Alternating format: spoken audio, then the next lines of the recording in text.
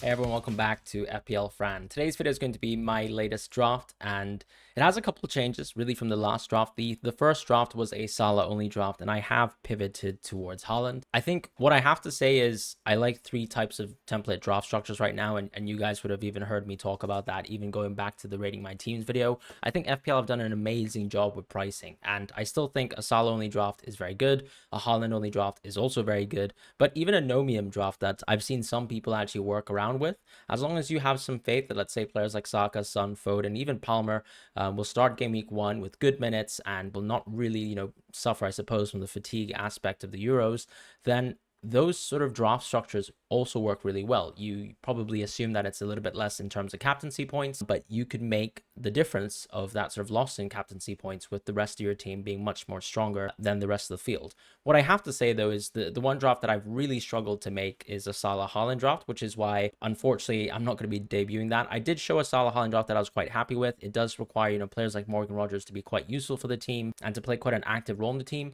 What I've done is I've moved towards a Haaland only draft. Bit of a spoiler, but it's something that I'm quite comfortable with because I think the decision that I really had to make was between Haaland and Salah. And at the start of the season, even just watching Liverpool the preseason, I do think that we'll see a very similar Salah, right?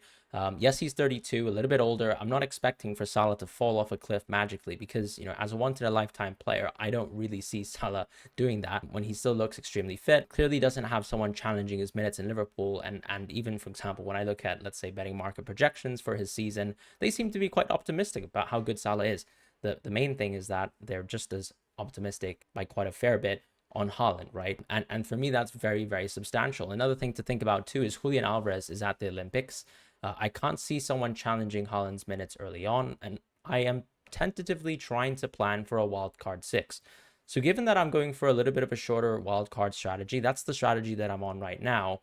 I do want to capture the best captaincies, and I do think the best captaincies include Haaland on wildcard, or on game week 2 rather. And on wildcard 6, I can sort of reassess even on that path, right? Maybe by game week 4, I can choose to pivot back into Salah because game week 5 is one of those crucial captaincy weeks where if you looked at, let's say, Haaland's run of fixtures, it's not particularly amazing. So game week 5 is one where I think if you have someone of the Palmer, of the Saka, of the Foden sort of mold, you could pivot that player into Son potentially on game week 5, and that could somewhat cover, I suppose, the lack of Salah within your team. So that was one thing that I thought that's actually a reasonable idea of sort of skirting away from Salah at the start of the season. And when I look at Salah, of course, at his age, I still think his minutes will be amazing.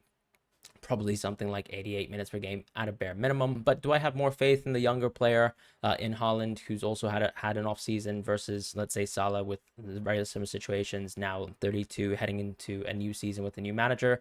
I've tentatively switched towards a Haaland only draft, and that's sort of the main reason why. When I look at Liverpool overall goal projections, they've dropped a little bit compared to last season, and continuously we still see that Haaland is very much favored. And even when I look at the preseason, looks great. Hard to choose really between the two drafts, but I am working now with a Haaland only draft structure.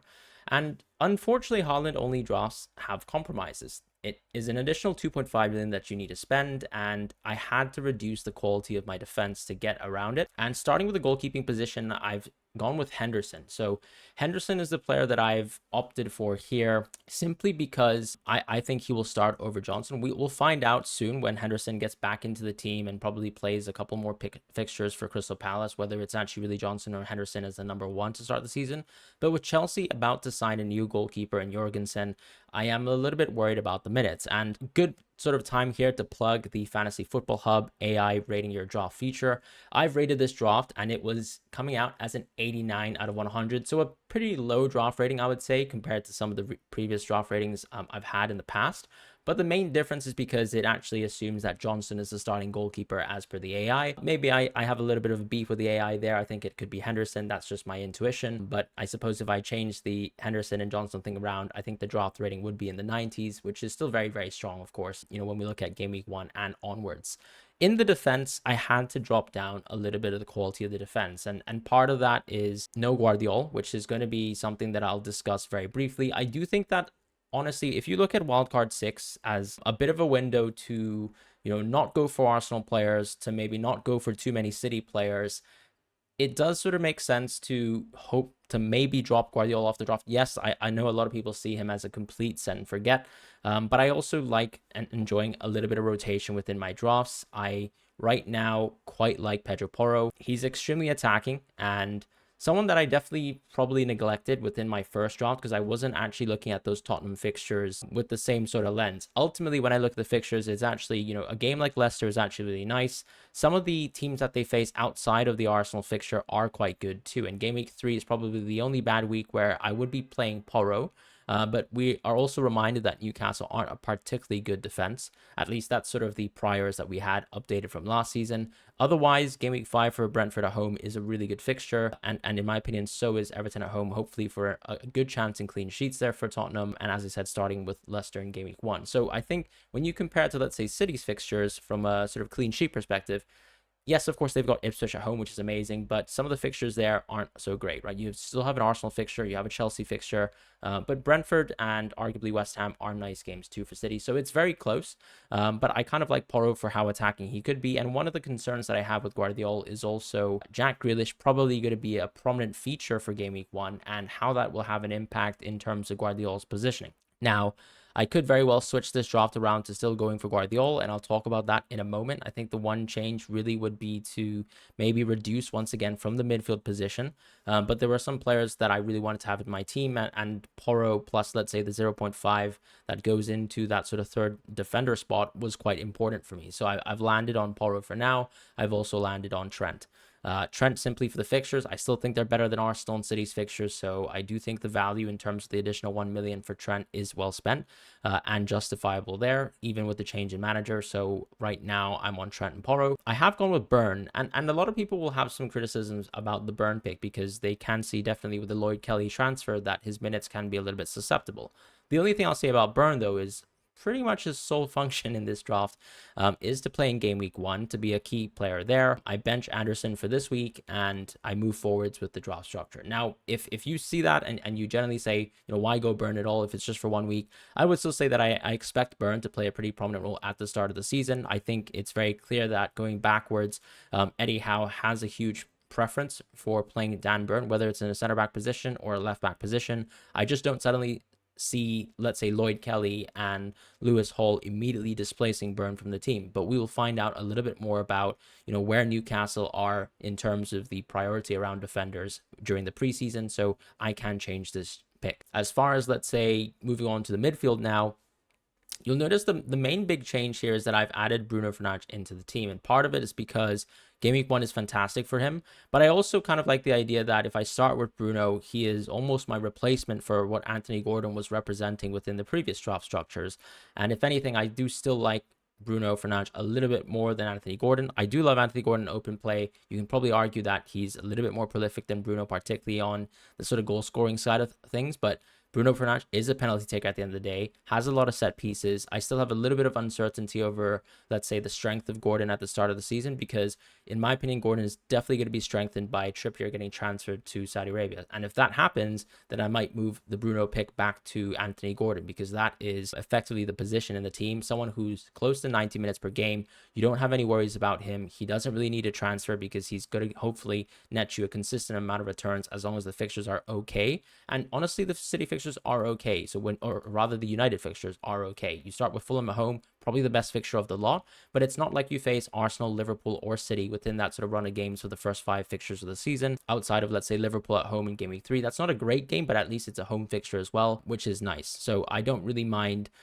opening up with, let's say, Bruno Fernandes at the start. You have Southampton, you've got Crystal Palace and Brighton away. A lot of away fixtures, yes, but I still, as I said, like Bruno. And it's a very comparable fixture run to, let's say, Newcastle's run, right? Where Newcastle are facing Bournemouth away, Wolves away, and Fulham away, and ultimately have 2 home games, one of the home games being versus a slightly tougher team in Spurs. So, in my opinion, I just preferred Bruno for the time being. I also think he'll be a bit of a differential because the ownership will definitely be a lot lower than, let's say, someone like Gordon, and tentatively speaking, I do just enjoy taking punts like that. Saka is in my team, and that's because, for good or for bad, I've decided to trust Arteta in terms of Saka's ability to return to game week 1, be a part of the starting squad. And up until the Champions League fixtures, which will still be sort of prior to my wildcard 6, I'm hoping that Saka's minutes will be very good. I also can't see too much market activity for anyone really sort of replacing Saka's minutes outside of maybe someone like Jesus, who's already within the squad and can sort of functionally play within any of the attacking positions right now. But I still think Saka will get a lot of minutes. We saw that over the last 2 seasons. Arteta clearly has, I think, a lack of wanting to play someone ahead of Saka, or even to, let's say, sub Saka off too early, despite his sort of prevailing Achilles injury from the 23-24 season. And then the picks that are still non-negotiables for me, I think, are still Eze and tentatively Nkunku. Preseason so far has looked very good for Nkunku. I'm about to watch the second preseason game for Chelsea. He had a pretty interesting role within the first game of the preseason. That was effectively sort of playing a little bit behind the striker, but, you know, in between, let's say, the left winger and the striker, really, and sort of playing within the pockets there, sometimes dropping into arguably even, let's say, a left back sort of position and working with, let's say, Colwill to get the ball advanced. And I do like Nkunku's positioning. I think he was also very interestingly in great spots within the set pieces, always available for the flick on. And I think, once again, going back to those Bundesliga numbers and the sort of baselines that you saw there from a data perspective, he is just incredible. And I think it is worth the punt to go with Nkunku. Yes, there are other 6.5 picks that are very interesting, but for the moment, I am pretty firmly on Nkunku. And that's the sort of midfield position. The last player is Rodgers, who's going to be sitting on the bench for game week 1.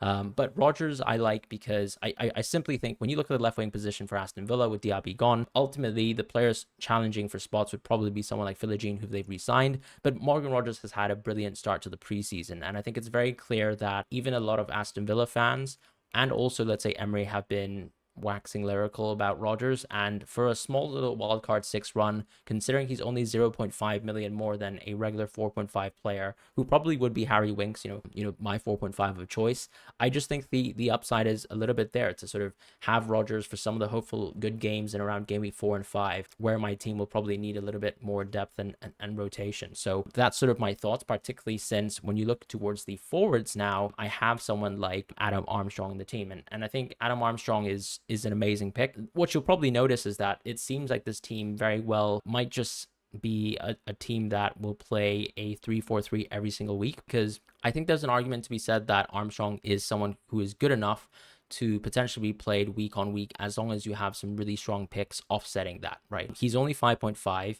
He will give you those appearance points week to week. He will be on penalties. He will play 90 minutes a game. And I think as long as we have some faith that some of these sort of weaker teams can still score goals, which we saw last season, right? A team like Luton was able to at least meet the offensive demands in the Premier League. And that's what we saw in general last season within the bottom half teams.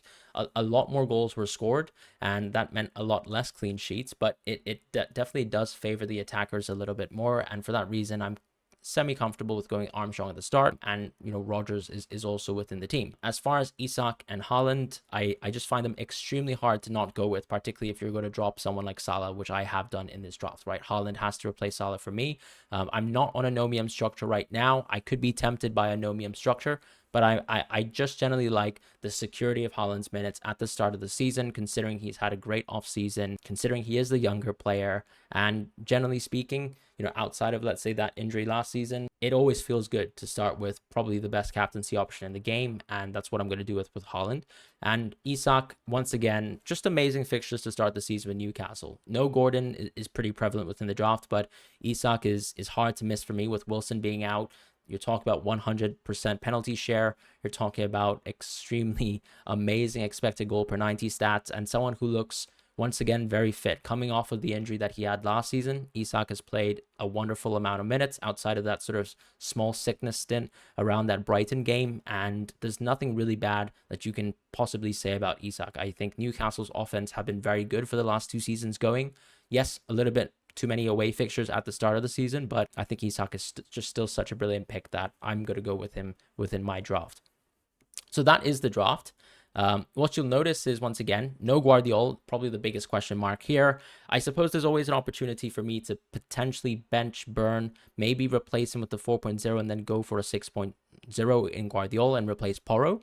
The alternative, I guess, is if I drop Rodgers for someone like Harry Winks, seeing that I might not play Rodgers too much as he's just a pure backup option right now, I could also find that 0.5 million to upgrade Porro to Guardiola. But I do really think that within some of these fixtures here for the start for Tottenham, and given the sort of style once again we're seeing in the preseason and also just the entirety of last season with Tottenham, that Porro is going to be once again another wonderful attacking pick. He's already got one preseason goal within his locker, which is really nice to see. And that's currently the updated draft that I have so far. This draft currently has a draft rating of, as I said, 89 over 100 in the Fantasy Football Hub sort of AI team rating feature. You can have a look at rating your own draft, and it's very easy to do so this season by just simply uploading a screenshot, whether you're on mobile or whether you're just on the PC app itself. You can quickly just upload a screenshot on Fantasy Football Hub and it will just immediately rate your team for you, plus even potentially give you some suggested transfers, so on and so forth. So have a look at that at the link in the description below. Otherwise, thank you guys so much for watching the video, and I appreciate you guys so much. See you guys soon for more content. Take care and goodbye.